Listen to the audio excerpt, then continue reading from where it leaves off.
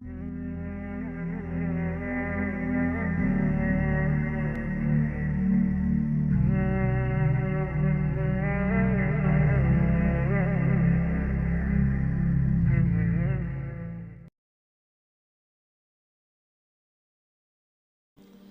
سب سے پہلی بات، انسانیت کا اور نوع انسانی کا ازلی اور ابدی دشمن وہ ابلیس لعین ہے۔ یہ چونکہ چیزیں ایسی ہیں کہ جو ما وراء الطبیعیات سے متعلق ہیں۔ ابلیس جن ہے، جن انویزیبل ورلڈ سے تعلق رکھتا ہے، غیر مرئی جو نظر نہیں آتی۔ فرشتے انویزیبل ورلڈ سے تعلق رکھتے ہیں، غیر مرئی جو نظر نہیں آتے۔ یہ ہم جو ہیں اور یہ حیوانات دنیا میں جو ہے یہ مرئی ہے، ویزیبل۔ آج کا عام ذہن جو انسان کا بن چکا ہے، سائنٹزم جسے کہا جاتا ہے، سائنسی نقطہ نظر، اس کا عام لوگوں پر بھی اثر یہ ہوا ہے کہ جو انویزیبل ورلڈ ہے اس کی باتوں کی طرف توجہ نہیں کرتے۔ ہاں، عقیدہ تو ہے کہ ہے، جن بھی ہے، فرشتے بھی ہیں، لیکن کوئی ان کی اہمیت ہماری نگاہوں میں نہیں۔ ساری نگاہیں مرکوز ہے visible world, physical world. Meta physics کا تو مضمون بھی اب سمجھ رہے ہیں کہ ختم کر دینا چاہیے، یونیورسٹیز سے فلسفے کے ڈپارٹمنٹس ختم ہو رہے ہیں، کیا ضرورت ہے اس کی؟ اصل شے یہ دنیا ہے، یہ عالم ہے، یہ کائنات ہے، یہ مادہ ہے، یہ حیات انسانی، حیات دنیاوی ہے۔ اس پر میرا جو مارکت الآراء مضمون تھا 1967 کے جون میں جو چھپا تھا، اسلام کی نشرت ثانیہ کرنے کا اصل کام، کہ جو عہد حاضر کی جو تہذیب ہے اس کے 3 بنیادی اصول کیا ہیں؟ خدا ہے یا نہیں ہے چھوڑو، اس بحث پہ نہ پڑو، کائنات تو ہے نا، مادہ تو ہے نا، روح کوئی شے ہے یا نہیں ہے کیا پتا، کسی نے دیکھی نہیں آج تک، لہذا اس کے بارے میں گفتگو کا فائدہ کیا، وقت کا سیاہ ہے۔ عالم آخرہ کوئی ہے یا نہیں ہے کیا پتا، کس نے آ کے بتایا مرنے کے بعد، لہذا اس بحث میں نہ پڑھو، یہ عالم دنیا تو ہے نا، اٹس ویری مچ پریزنٹ، لہذا ساری توجہ اس پر صرف کرو۔ تو خدا کے مقابلے میں کائنات پر توجہ، روح کے مقابلے میں مادے اور جسم پر توجہ، حیات اخروی کے مقابلے میں حیات دنیاوی پر توجہ۔ یہ ہے اصل میں کرکس آف دی میٹر، اس تہذیب جدید کا خلاصہ یہ۔ اس اعتبار سے میں کہہ رہا ہوں کہ بعض باتیں میری آپ کو ذرا ایسی لگیں گی کہ جو شاید ماحول سے کچھ زیادہ متعلق نہیں، لیکن وہ دین کی بڑی بنیادی بات ہے۔ دیکھیے، اللہ تعالیٰ نے جو مخلوقات پیدا کی ہیں ان میں ایک تقسیم تو ہو سکتی ہے ذی حیات اور بغیر حیات، جاندار چیزیں اور بے جان چیزیں۔ بے جان چیزیں بے شمار، یہ تمام فلکیات، یہ پوری کائنات، یہ زمین، یہ پہاڑ، یہ شجر و حجر، کیا؟ لیکن ایک ہے جاندار۔ ان جانداروں میں ایک تقسیم ہے، 2 کا تعلق غیر مرئی دنیا سے ہے، انویزیبل ورلڈ سے، فرشتے جو دکھائی نہیں دیتے، ان کی پیدائش ہوئی ہے نور سے۔ دوسرے جنات جو انسانوں سے پہلے پیدا کیے گئے، آدم سے پہلے، وَالْجَانَّ خَلَقْنَاهُ مِن قَبْلُ مِن نَارِ السَّمُومِ، جنات کو تو ہم بہت پہلے پیدا کر چکے تھے آگ کی لو سے، وہ بھی نظر نہیں آتے۔ تیسرے انسان اور اس دنیا میں جتنے بھی حیوانات ہیں، ان کا جو مادہ ہے وہ ارض، یہ زمین ہے، یہ مٹی سے بنے، تراب سے بنے، کرسٹ آف دی ارتھ سے بنے۔ اب ان میں ایک تقسیم ہے، ایک وہ ہے، ان تمام میں شعور تو ہے، حیوانات میں بھی شعور ہے، خود شعوری جسے کہتے ہیں سیلف کانشسنس، یہ صرف 3 میں ہے، فرشتہ، جن اور انسان۔ حیوانات میں خود شعوری نہیں ہے، کانشسنس ہے، سیلف کانشسنس نہیں ہے۔ تھوڑی سی بات سے سمجھا دوں آپ کو، میں دیکھ رہا ہوں، آپ مجھے دیکھ رہے ہیں۔ کتا بھی کوئی یہاں ہوتا تو مجھے دیکھ رہا ہوتا، لیکن کتے کو مجھے دیکھتے ہوئے یہ احساس نہیں ہوتا کہ میں دیکھ رہا ہوں، یعنی کتے کو یہ احساس نہیں ہوتا کہ وہ دیکھ رہا ہے، مجھے دیکھ تو رہا ہے، اس کو میں کا احساس نہیں ہے کچھ۔ میں جب دیکھ رہا ہوں تو میں سمجھتا ہوں میں دیکھ رہا ہوں، میں ہوں کوئی شے جو دیکھ رہا ہوں۔ یہ خود شعوری ہے، سیلف کانشسنس، کسی بھی کام کو کرتے ہوئے اپنے وجود کا احساس، میرا فیصلہ ہے، میری رائے ہے، یہ ہے در حقیقت سیلف کانشسنس، انا، سیلف، خودی۔ یہ حیوانات میں نہیں ہے، یہ ہے صرف ملائکہ، جنات اور انسان۔ اب یہاں مسئلہ پڑ گیا، بڑا پرپیچ مسئلہ۔ اللہ تعالیٰ نے پہلے حضرت ملائکہ کو پیدا کیا اور انسانی ارواح کو پیدا کیا نور سے، پھر ناگ سے پیدا کیا، نار سے، آگ سے جنات کو، پھر مٹی سے بنایا، آدم کا حی اللہ، اس میں روح پھونک دی، اب آدم بن گئے۔ اعلان یہ کر دیا کہ خلافت عرضی جو ہے وہ آدم کو عطا کی جا رہی، یہ پیچ پڑ گیا۔ اس پر تھوڑا سا اشکال تو فرشتوں کو بھی ہوا، قرآن میں ہے سورہ بقرہ کے 4 رکوع میں، اتجعل فیہا من یفسد فیہا ویسفک الدماء ونحن نسبح بحمدک ونقدس لک۔ پروردگار اس آدم کو تو خلافت دے رہا ہے، زمین کے اندر اختیار دے دے گا، یہ تو فساد کرے گا، خوریزی کرے گا، ہم تیری تسبیح و تحمید میں لگے ہوئے ہیں، جو بھی حکم ہو ارشاد ہو ہم بجا لاتے ہیں، تو ضرورت کیا ہے؟ اس کا جواب اللہ نے دیا، انی عالم ما لا تعلمون، میری مشیت، میری حکمت وہ میں ہی جانتا ہوں، ضروری نہیں کہ تم اس کو شیئر کر سکو۔ لیکن یہ جنات میں سے ایک جن تھا عزازیل۔ اب دیکھیے کہ جنات کو ایک قرب حاصل ہے ملائکہ کے ساتھ، کیوں؟ وہ نور سے پیدا کیے گئے، یہ نار سے پیدا کیے، کتنا قرب ہے دونوں میں۔ انسان پیدا کیا گیا مٹی سے، مٹی انرٹ ہے، آگ بھڑکتی ہے، اوپر اٹھتی ہے، شعلہ زنگ ہوتی ہے، انرجی ہے اس میں۔ نور اور نار میں بڑا قرب ہے، اور عربی کے ایک قاعدے سے تو یہ ایک ہی لفظ ہے، مادہ ایک ہی ہے، حروف علت جو ہے ایک دوسرے کی جگہ آ جاتی، یہ قرب ہے۔ اگرچہ زمین و آسمان کا فرق ہے دونوں، فرشتہ نور سے پیدا کیا گیا ہے، وہ پاک ہے، وہ اللہ کے کسی حکم کی خلاف ورزی کر ہی نہیں سکتا۔ لا یعصون اللہ ما امرہم ویفعلون ما یؤمرون، وہ جو بھی اللہ تعالیٰ حکم دیتا ہے اس کی کوئی معصیت یا نافرمانی نہیں کرتے، بلکہ جو حکم لیا جاتا ہے مان لیتے۔ ذرا سا اشکال ہوا تھا، پوچھ لیا، جواب مل گیا، خاموش ہو گئے بس۔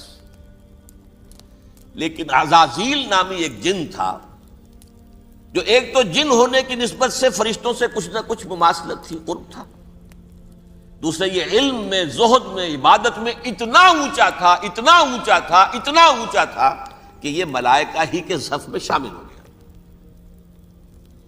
اس نے علم بغاوت بلند کر دیا جب حکم دیا گیا کہ سجدہ کرو آدم کو۔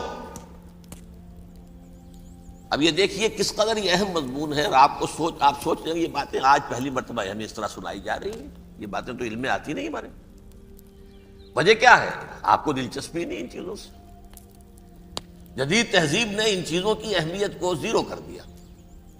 قرآن میں اہمیت کا کیا عالم ہے؟ 7 جگہ یہ مضمون قرآن میں آیا کہ فرشتوں کو ہم نے حکم دیا سجدہ کرو آدم کو، سب نے سجدہ کیا۔ فسجد الملائکۃ کلھم اجمعون، سارے کے سارے، کل کے کل، سب نے مل کر سجدہ کیا آدم کو، اللہ کے حکم سے فوراً تعمیل کر دی، الا ابلیس ابا واستکبر وکان من الکافرین۔ ابلیس نے نہیں کیا، انکار کیا، استکبار کیا، گھمنڈ کیا۔ اور اس کو سورہ کہف میں بیان کر دیا گیا، یہ اس لیے کہ وہ اصل میں جنات میں سے تھا، اگرچہ شامل تو تھا فرشتوں میں اس وقت۔ کانا من الجن ففسق عن امر ربہ، وہ اصل میں جنات میں سے تھا، اس وجہ سے وہ اپنے رب کے اس فیصلے کے خلاف کھڑا ہو گیا، سرکشی تھی اس میں۔ یہ معاملہ اتنا اہم ہے، اب آپ سمجھیے کہ 7 مرتبہ سورہ بقرہ، سورہ اعراف، سورہ حجر، سورہ بنی اسرائیل، سورہ کہف، سورہ طٰہٰ، سورہ صاد، 6 مکی صورتوں میں ذکر ہے یہ، اور 1 مدنی صورت سورہ بقرہ۔ ان میں سے اکثر مقامات پر پھر جب اللہ نے کہا کہ اچھا تم نے یہ سرکشی کی ہے اور ہمارے حکم کی خلاف ورزی کی ہے تو یہاں سے نکل جاؤ، دفع ہو جاؤ، تم مردود ہو، مردود ملعون، ان علیک لعنتی الی یوم الدین، اب تجھ پر لعنت رہے گی میری قیامت کے دن۔ اس نے کہا اچھا پروردگار پھر مجھے ذرا مہلت دے دے، رب فانظرنی الی یوم یبعثون، قیامت تک میری زندگی طویل کر دے۔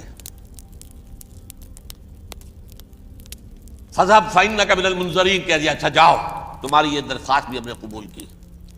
انہوں نے کہا پروردگار اب میں اس آدم کو بھی گمراہ کر کے چھوڑوں گا اور آدم کی نسل کو تباہ کر کے چھوڑوں گا۔ انتہائی شدید چیلنج کے انداز میں یہ قرآن مجید میں 4-5 مرتبہ مضمون آیا ہے۔ میں نے صرف 2 جگہ سے آپ کو اس وقت کوٹ کر کے سنایا تھا۔ سورہ اعراف میں اللہ تعالیٰ فرماتے ہیں قالا، اس پر ابلیس نے کہا فبما اغویتنی، تو اے رب جو تو نے مجھے گمراہ کیا ہے، مجھے ذلیل کر دیا، مجھ پر فوقیت دے دی، اس کو انا خیر منہ، میں اس سے بہتر ہوں، خلقتنی من نار وخلقتہ من طین، بنایا تو نے مجھے آگ سے اور اس کو بنایا مٹی سے، پھر مجھ سے مطالبہ کہ میں سجدہ کروں، اور میں نے سجدہ نہیں کیا تو اب تو نے مجھے ملعون قرار دے دیا۔ قال فبما اغویتنی لاقعدن لهم صراطک المستقیم، اب میں یہ نسل آدم کے لیے، اس کو برباد کرنے کے لیے تیری سیدھی راہ کے اوپر گھات میں بیٹھوں گا، سیدھے راستے پر چلنے نہیں دوں گا۔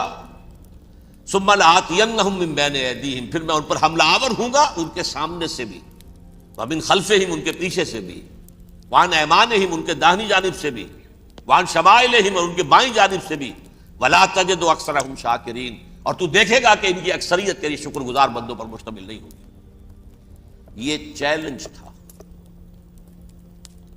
اور ایک چھوٹا سا چیلنج جو سورہ صاد میں آیا ہے، اور یہاں تو اس نے اللہ کے جلال کی قسم کھا کر کہا قال فبعزتک لأغوینہم اجمعین، اے رب تیری عزت، تیرے جلال کی قسم ہے میں ان سب کو گمراہ کر کے چھوڑوں گا، الا عبادک منہم المخلصین، سوائے ان میں سے وہ کچھ لوگ جنہیں تو خالص اپنا بندہ بنا لے، جنہیں تو اپنا بندہ بنا لے، مخلص، مخلص نہیں، مخلص یہ مفعول ہے، فاعل نہیں ہے، جسے تو بنا لے۔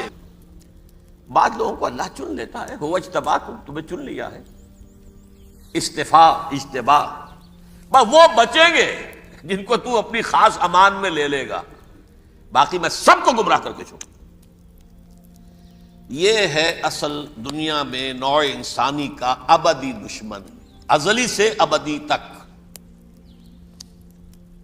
اور اس میں نوٹ کیجئے کہ اس کی اصل بنیاد کیا ہوئی؟ 2 لفظ، تکبر اور حسد۔ استکبرا، تکبر کیا، انا خیر منہ، میں اس سے بہتر ہوں۔ یہ ساری بس کی گانٹھ یہی ہے، سب سے بڑی گمراہی کی وجہ یہی ہے۔ اسی لیے کہا ہے حدیث میں لن يدخل الجنہ من کان فی قلبہ مثقال حبۃ من کبر، جنت میں ہرگز وہ شخص کبھی بھی داخل نہیں ہو سکے گا جس کے دل میں رائے کے دانے کے برابر بھی کبر ہے۔ تکبر سب سے بڑا جرم، الکبر ردائی، اللہ فرماتا ہے یہ تکبر، یہ تو میری چادر ہے، کوئی شخص تکبر کرتا تو گویا میری چادر گھسیٹ رہا ہے میرے کندھے سے۔ عرب میں کسی شخص کی توہین کرنی ہوتی تھی تو اس کی چادر گھسیٹتے تھے، ننگا کر دیا گویا کہ یہ میری ردائی ہے، الکبر ردائی، یہ میری چادر ہے، یہ جامہ مجھے زیب دیتا ہے، مجھ پر راستہ تھا۔ اور حسد، آدم کو جو برتری عطا ہو گئی اس حسد کی آگ میں وہ جل رہا ہے اور اس کا انتقام لینا چاہتا ہے۔ آدم سے بھی، آدم کو بھی گمراہ کیا، جنت سے نکلوایا، ویسے نکلنا تو انہیں تھا ہی مشیت اذنی میں، لیکن فوری طور پر اللہ کے حکم کی خلاف ورزی تو کروائی نا۔ فعصى آدم ربہ فغوى، آدم نے اپنے رب کے حکم کی نافرمانی کی اور گمراہ ہوا عارضی طور پر۔ یہ دوسری بات ہے، توبہ کر لی، اللہ نے توبہ قبول فرما لی، معاف کر دیا۔ کوئی مستقل جو ہے وہ نسل انسانی پر اس گناہ کا اثر متوارث طور پر نہیں آ رہا ہے، ختم ہو چکا معاملہ، ہوا تھا ہو گیا۔ فتلقى آدم من ربہ کلمات فتاب علیہ انہ هو التواب الرحیم۔ اور توبہ کی شان یہ ہے جب وہ قبول ہو جائے اللہ کی جناب میں کیا تائب من الذنب کمن لا ذنب لہ، گناہ سے توبہ کرنے والا ایسے ہوتا ہے جیسے اس نے کبھی گناہ کیا ہی نہیں تھا، لیکن بہرحال وہ گناہ کرنے میں کامیاب ہو گیا، حضرت آدم اور حوا کو بھی، اور نوع انسانی کی عظیم اکثریت عظیم اکثریت عظیم اکثریت اس کے داؤ میں آئی ہوئی ہے نہیں۔ کتنے ہیں وہ عباد اللہ المخلصین، الا عبادک منہم المخلصین، کتنے ہیں جو واقعتاً خالصتاً اللہ کے بندے بن گئے، جنہیں اللہ نے اپنا بنا لیا، اپنا قرار دے دیا۔ اب اس کے ساتھ نوٹ کیجئے، اس ابلیس کے ساتھ ایک فوج بھی ہے، جسے قرآن مجید میں کہا گیا ہے کہ یہ اس کی پارٹی ہے، حزب الشیطان، یہ اکیلا نہیں ہے۔ ایک تو وہ عزازیل ہے، اس کی طویل ترین عمر اللہ نے دے دی، وہ تو قیامت تک رہے گا۔ باقی بھی جنات جو ہیں ان کی نسل میں سے، یا اس کی نوع میں سے، اس کی نسل میں سے، جنات کی عمریں انسانوں کی عمروں سے زیادہ ہیں، بہت زیادہ ہیں، لیکن پھر بھی اتنی نہیں ہے۔ یہ خاص ہے اس کا معاملہ کہ اس نے کہا تھا رب انظرنی الی یوم یبعثون، مجھے دے دے مہلت اس وقت تک تاکہ میں ثابت کر کے دکھا دوں کہ جسے تو نے یہ خلافت دیا یہ اس کا اہل نہیں ہے۔ Let me prove this point ولا تجد اکثرہم شاکرین، تو ان کی اکثریت کو شکر گزار نہیں پائے گا۔ وہ ابلیس جو ہے وہ ریکریوٹ کرتا ہے اپنے فوجی، اول تو خود جنات میں سے، جو اس کے نمبر 1 لشکری ہے۔ قرآن مجید میں اس کا اشارہ دیا گیا ہے انہو یراکم ہوا وقبیلہ من حیث لا ترونہم۔ دیکھو لوگو، اے انسانوں، وہ ابلیس لعین عزازیل اور جو اس کے قبیلے کے لوگ ہیں، جنات ہیں، وہ تمہیں وہاں سے دیکھتے ہیں اور تاکتے ہیں اور حملہ کرتے ہیں جہاں سے تم انہیں نہیں دیکھتے۔ وہ غیر مرئی ہیں، انویزیبل ہیں، تمہیں نظر نہیں آتے۔ ویزیبل دشمن کا وار تو روک لو گے، انویزیبل کا کیسے روکو گے؟ انہو یراکم ہوا وقبیلہ، اکیلا ہی نہیں ہے وہ تو تمہیں تاکتا ہے، تم پر حملہ کرتا ہے، گھات میں لگ کر جو ہے تمہارے اوپر حملہ کرتا ہے، وہ بھی اور اس کے ساتھ اس کے قبیلے کے لوگ جنات بھی، من حیث لا ترونہم، جہاں سے کہ تم انہیں نہیں دیکھتے۔ لیکن اس کے علاوہ وہ انسانوں میں سے بھی ریکریوٹ، رنگ روٹ وہ برپا کر، وہ جو ہے ان کو اپنے پاس رکھتا ہے فوج کے اندر، جس کی سب سے بڑی مثال کیا ہے؟ سورہ مجادلہ میں اللہ تعالیٰ نے منافق، حالانکہ وہ کون تھے؟ بظاہر حضور کا کلمہ پڑھنے والے، حضور کے پیچھے نماز پڑھنے والے، اسلام کا دعویٰ کرنے والے، ان کو اللہ فرماتا ہے اولئک حزب الشیطان الا ان حزب الشیطان هم الخاسرون، یہ شیطان کی پارٹی کے لوگ ہیں۔ وہاں مقابلے میں آیا ہے اولئک حزب اللہ الا ان حزب اللہ هم المفلحون، یہ دو پارٹیاں ہیں، حزب اللہ اللہ کی پارٹی جو اس کے مخلص بندے ہیں، وہ اللہ کی پارٹی، اور جو شیطان کے مرید بن گئے اس کے ہاتھ پر بیعت کر لی، لہذا وہ اس شیطان کی پارٹی کے لوگ ہیں، چاہے وہ انسان ہو چاہے جن ہو۔ تو انسانوں میں سے بھی اس کے حزب میں، اس کی پارٹی میں اس کے ایجنٹ ہیں، اور بہت ہیں، بلکہ بہت سے تو ایسے ہیں کہ جو جنات کے بھی کان کتر دیں، ان کو بھی شیطنت سکھا دیں، پڑھا دیں۔ لیکن اب ایک بات سمجھیے، ایک دنیا میں نسل اور قوم بھی ایسی ہے جو ایک خاص وقت سے بحیثیت مجموعی من حیث القوم ابلیس کی ایجنٹ بن گئی ہے۔ وہ کون ہے؟ وہ یہودی ہے۔ یہ یہودی قوم جو ہے، اس میں ایک تو کچھ یہ کہ ان کی فطرت کے اندر یہ تھا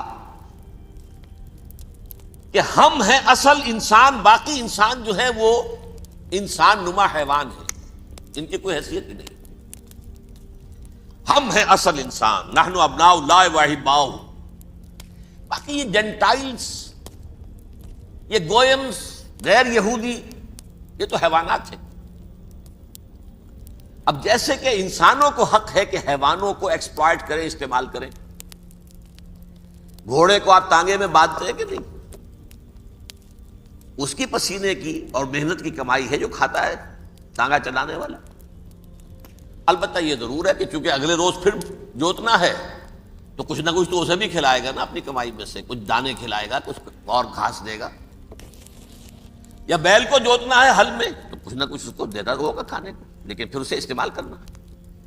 تو ان کا مستقل قول یہ ہے کہ اصل انسان ہم ہیں، باقی پوری نوع انسانی ہمارے لیے حیوانوں کے درجے میں. ہم چاہیں جس طرح انہیں استعمال کریں، ایکسپلائٹ کریں، دھوکہ دیں، جیسے چاہیں لوٹیں کھسوٹیں، سب کچھ کریں، بدہضی کریں، ان سے سود لیں، سب کریں، جو بھی ممکن طریقہ ہو. یہ ہمارے لیے ہم ڈومینیٹ کریں گے، اور یہ در حقیقت ہمارے اعلی کار ہیں.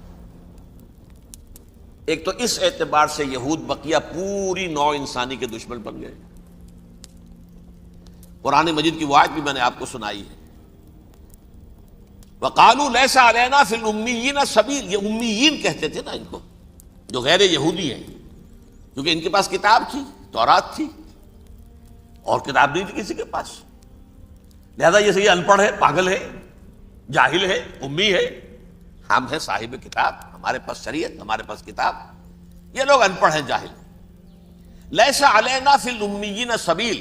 ان امیین کو ہم لوٹیں کھسوٹیں، دھوکہ دیں، فریب سے جو کریں، چوری کریں، ڈاکہ ڈالیں، جیب کے قطرے، جس طرح بھی کریں ہمارے لیے جائز ہے. ہمارے اوپر کوئی گرفت نہیں ہوگی. اللہ تعالیٰ ہم سے یہ نہیں پوچھے گا تم نے جھوٹ کیوں بولا تھا اس کے ساتھ، تم نے وعدہ خلافی کیوں کی تھی اس کے ساتھ، تم نے کیوں دھوکہ دیا تھا اس کو، تم نے کیوں اس کا مال جو ہے غبن کر لیا تھا، ہڑپ کر لیا تھا. نہیں، ہم پر کچھ نہیں ہے.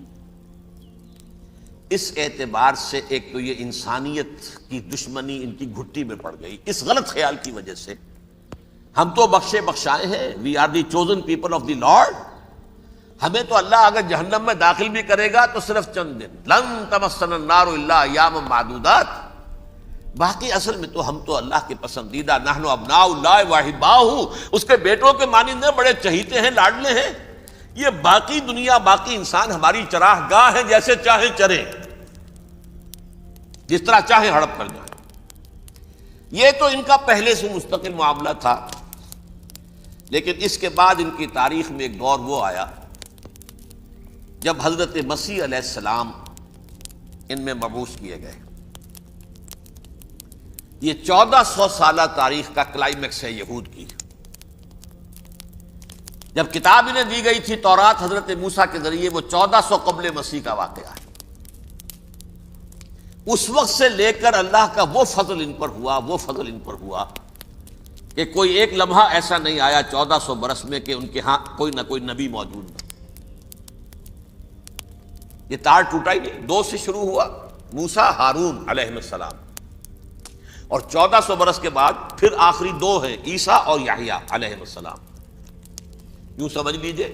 اور اس کے درمیان یہ تار ہے، اور اس تار میں کوئی ایک لمحہ ایسا نہیں آیا کہ کوئی نبی موجود ہو. اس میں اتار چڑھاؤ بہت سے آئے ہیں، اس کا وہ میرا موضوع نہیں ہے. اس وقت قبل مسیح کی تاریخ جو ہے وہ میرا موضوع نہیں ہے. قرآن مجید میں سورہ بنی اسرائیل کے پہلے رکوع میں اس کا تذکرہ موجود ہے. وَقَضَيْنَا إِلَىٰ بَنِي إِسْرَائِيلَ فِي الْكِتَابِ لَتُفْسِدُنَّ فِي الْأَرْضِ مَرَّتَيْنِ وَلَتَعْلُنَّ عُلُوًّا كَبِيرًا. 2 مرتبہ ان پر عذاب کے کوڑے برسے. پہلے اشوریوں کے ذریعے سے جو شامی تھے، سیرینز اشوری کہلاتے، پھر بابلیوں کے ذریعے سے یعنی عراقیوں کے ذریعے سے. بیبیلونیا نام تھا عراق کا پہلے. ان پر بہت بڑی بڑی تباہیاں آئیں، اللہ تعالیٰ کی طرف سے عذاب آئے. اس کے بعد پھر دوسرے دور میں دوسرا اقتدار کا دور آیا، خرمستیاں بڑھ گئیں. تو پہلے گریکس کے ذریعے سے، یونانیوں کے ذریعے سے، اور پھر رومیوں کے ذریعے سے پسوایا گیا.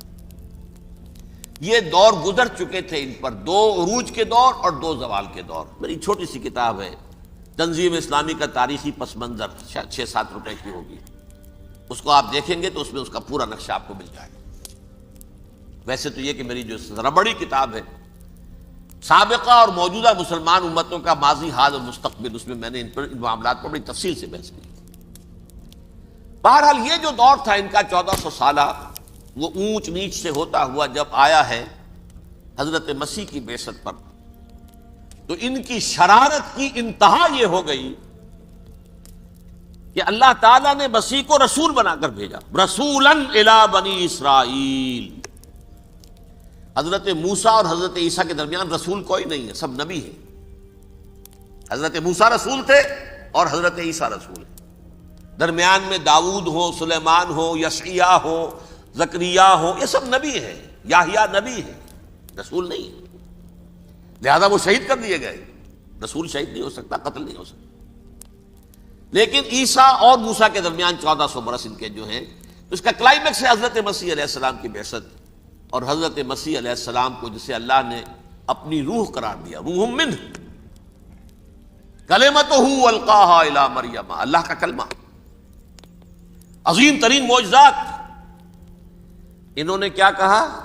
یہ ولد الزنا ہے، حرام زادہ ہے، معاذ اللہ، نقل کفر نہ باشد، یہ جادوگر ہے، یہ مرتد ہے، یہ واجب القتل۔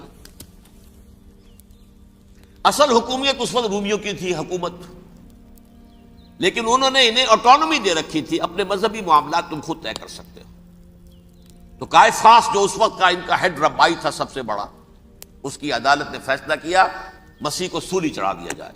پائلیٹس پونٹس، اس کے پاس ان کی ازداج پہنچ گئی، یہ ہمارا مجرم ہے مذہبی، یہ مرتد ہے، یہ کافر ہے، یہ جادوگر ہے، یہ واجب القتل ہے، اسے قتل کرو، سولی چڑھا دو۔ خیر وہ لمبی بات ہو جائے گی، اس نے تو اپنے ہاتھ دھوئے کہ صاحب ہمارے پاس کوئی جرم نہیں ہے اس کے خلاف، تم کہتے ہو تو ٹھیک ہے، سولی چڑھا دیتے۔ یہ دوسری بات ہے کہ اللہ نے حضرت مسیح کو اٹھا لیا آسمان پر، ان کی جگہ وہ شخص سولی چڑھا جس نے غداری کر کے گرفتار کروایا تھا، جوڈاس اسکیریوٹ، اس کی شکل اللہ نے بدل دی حضرت مسیح کی سی، اور حضرت مسیح کو فرشتے اٹھا کے اوپر لے گئے، وہ زندہ آسمان پر اٹھا لیے گئے۔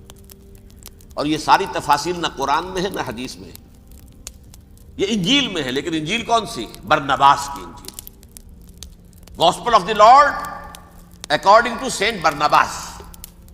یہ حواریین مسیح میں سے تھے، لیکن عیسائی ان کو تسلیم نہیں کرتے، ان کی بائبل کو صحیح نہیں مانتے، کینونیکل نہیں مانتے۔ 100 انجیلیں تھیں، 104 تھیں، جن میں سے 4 چنی ہیں انہوں نے، یہ متی اور جان اور مرکس مارکس، یہ ہے، تو یہ 4 انجیلیں ہیں، انہوں نے تسلیم کی کہ یہ کینونیکلز ہیں، یہ تو ہیں حقیقی، باقی جو ہیں 100 اس کو وہ تسلیم نہیں کرتے۔ ان میں سے ایک ہے یہ برنباس، اس میں یہ تفصیل ہے کہ اللہ تعالیٰ نے اس شخص کی، جیوڈاس کی، یہودا، جیوڈاس اس کو انگریزی میں کہتے ہیں، اس کی شکل بدل دی حضرت مسیح کی سی، وہ گرفتار ہوا، وہ سولی چڑھا۔ وہ غدار تھا، غداری کی سزا اسے ملنی تھی، وہ مل گئی۔ حضرت مسیح کو فرشتے 4 اٹھ رہے ہیں، جس کوٹھڑی میں حضرت مسیح مقیم تھے، ایک باغ کے اندر وہ پوش تھے، اس کی چھت پھٹی ہے، 4 فرشتے آئے ہیں، حضرت مسیح کو اٹھا کر لے گئے ہیں، چھت برابر ہو گئی ہے، اس کے بعد وہ شخص پکڑا گیا۔ بہرحال حضرت مسیح کو اللہ نے اٹھا لیا آسمان۔ لیکن وہ دن ہے کہ اس قوم کو اب مغضوب علیہم قرار دے دیا گیا۔ نوٹ کر لیجیے، اصل میں تو ہونا یہ چاہیے تھا کہ رسول کی جان کے در پہ جب کوئی امت ہو جاتی تھی تو اللہ کا قاعدہ یہ تھا کہ اس امت کو نسیہ منسیہ کر دیا جائے۔ حضرت نوح کی قوم کو ختم کیا یا نہیں؟ حضرت ہود کی نگاہوں کے سامنے قوم عاد برباد کی گئی یا نہیں؟ حضرت صالح کی نگاہوں کے سامنے قوم سمود برباد ہوئی، یہ اللہ کا قاعدہ رہا۔ سدوم اور عمورہ کی بستیاں حضرت لوط علیہ السلام جہاں بھیجے گئے، مدین کا علاقہ جہاں حضرت شعیب بھیجے گئے، اہل فرعون جن کی طرف موسیٰ کو بھیجا گیا، سب ہلاک کر دیے گئے۔ کیونکہ رسولوں کے بارے میں اللہ کا، نبیوں کے بارے میں یہ بات نہیں ہے۔ نبی آیا، اس نے دعوت دی، جس نے مان لیا اچھا کیا، اپنے لیے اچھا کیا، نہیں مانا اس کی اپنی جو ہے عاقبت برباد ہو گئی۔ دنیا میں کوئی فیصلہ اس کا نہیں ہوتا، لیکن رسولوں کا معاملہ یہ ہوتا ہے کہ دنیا میں وہ اللہ کی عدالت بن کر آتے ہیں، مانو گے تو بچو گے، نہیں مانو گے ہلاک ہو۔ تو اس اعتبار سے وہ مستحق تو ہو چکے تھے اس کے کہ انہیں ہلاک کر دیا جائے۔ اب اللہ کی کوئی خصوصی مشیت ہے، اس میں کیا حکمت ہے، وہ ہے ایک حکمت، میں بعد میں اگر وقت ہوا تو بتاؤں گا۔ فیصلہ یہ کیا اللہ نے کہ حضرت مسیح کو تو اٹھا لیا زندہ، اور ان کی رسی ابھی مزید دراز کر دی، کہ ان کو ابھی مہلت دے دی کہ تمہیں آخری استیصال، جس کو عذاب اکبر کہتا ہے قرآن، سورہ سجدہ جو حضور ہر جمعے کی پہلی رکعت میں فجر میں پڑھتے تھے، وَلَنُذِيقَنَّهُم مِّنَ الْعَذَابِ الْأَدْنَىٰ دُونَ الْعَذَابِ الْأَكْبَرِ لَعَلَّهُمْ يَرْجِعُونَ۔ چھوٹے چھوٹے عذاب اور ایک بڑا عذاب، جبکہ قوم بالکل برباد، نسیم منسیہ، کَأَن لَّمْ يَغْنَوْا فِيهَا، ایسے ہو جائیں جیسے کوئی تھے ہی نہیں آبادیاں۔